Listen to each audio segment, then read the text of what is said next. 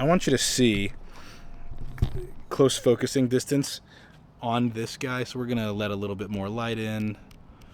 So we're at f5 right now, and I want you to see how much light we can, or how close we can get to this particular lens without it distorting, without it looking terrible, and keeping focus. So I'm wearing a hat right now. I'm gonna get like right up on this lens, and right now eye tracking is working perfectly. So like I'm getting,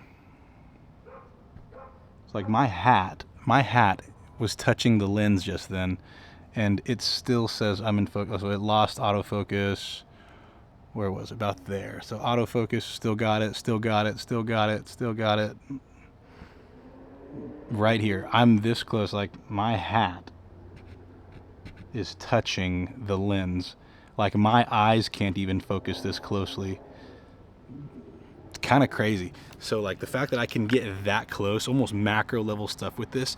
And again, if we need to emphasize something, we've got the versatility, 35, real natural looking stuff. And then we crash back out. Oh man, well, look at the time. What in the world? Oh, I'm late, I gotta go. And we just punch right back out, and we're just kind of like getting a shot running or whatever shot we want to do. So we can get that close at 16 millimeters. And then at 35, if we punch into 35, like, that's insane that I'm still in focus. That doesn't make sense to me. Let me see, where's the eye? I've still got the boxer on my eye. Still got it, still got it. It's gone at 35. Okay, so then we punch back out to 16. We've got it, we've got it, we've got it, we've got it. Still got it. Still got it. Now it's face tracking, only face tracking, but like, look how close I am. This is insane. This is a terrible thumbnail, but maybe it's what we need. Get the video views up, you know what I'm saying? Anyways, this lens is pretty amazing. 2025, no big deal. Optical steady shot in this particular lens. The copy that I got for $350. That's like brand new. Let's look really quickly. Let's see. Let's look real quickly how much this lens costs just outright.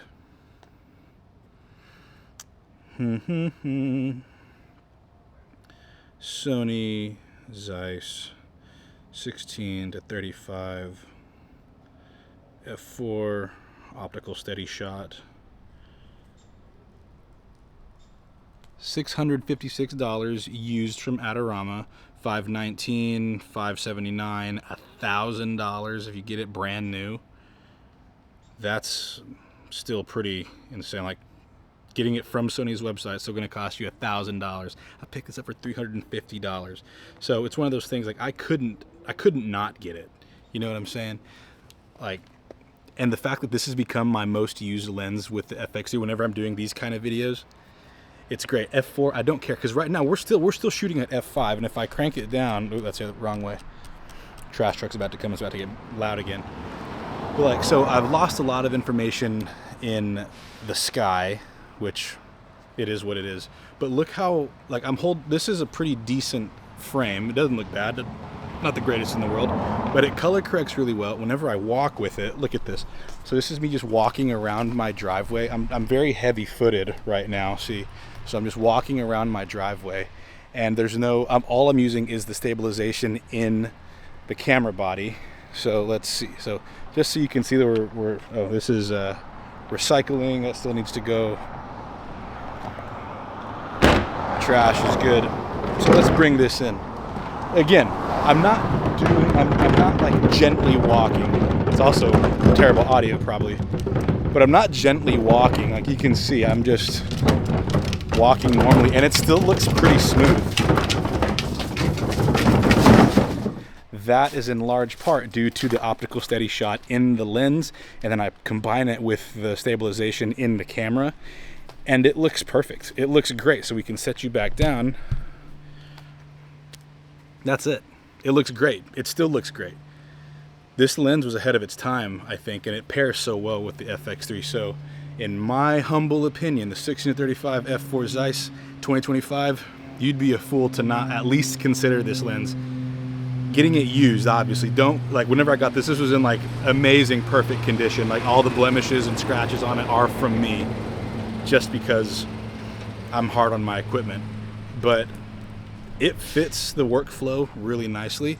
And if I need to do vertical stuff, like I can just frame it up vertically, and look at that. This looks perfectly fine. Just staring straight down the barrel. Same thing, doing it vertically, walking around my driveway. It almost looks better than doing it horizontally. It's like I can do anything and everything, and it still looks perfectly fine. So, all that to say, this lens is a winner. I'm super glad that I was able to pick this up for the price that I did. Super glad that it's part of my regular workflow. I gotta put all that stuff back in my pockets now. I'm always one of those guys that uses like everything with me to avoid bringing a tripod. But I do have a tripod that I've been using for the past like couple years. I just forgot to bring. What in the world is that? Look at this thing.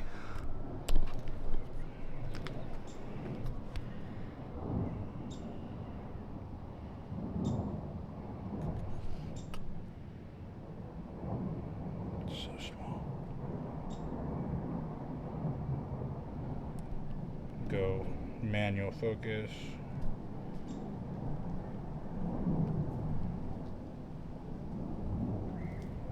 The fact that I'm able to acquire focus this close and track this little booger. Is it the sharpest? No. But I'm on him. I'm on him. Getting kind of out of my gaze. And we're back. Look at that. Look at that. That's crazy.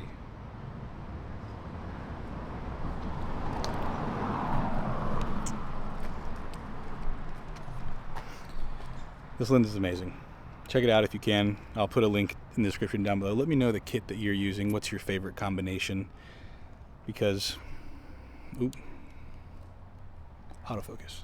Let me know your favorite combination. Let me know what you're using, because I just want to learn. I want to get better, and I want you to get better as well. So right now this works for me, especially if you're wanting to do content creation. You don't have to break the bank on the new G Master Mark II, the 16-35 G Master Mark II, or even the version 1. They also have another f4 version, but it's got a power zoom. I don't really like power zooms, but they make a lot of sense with the FX3.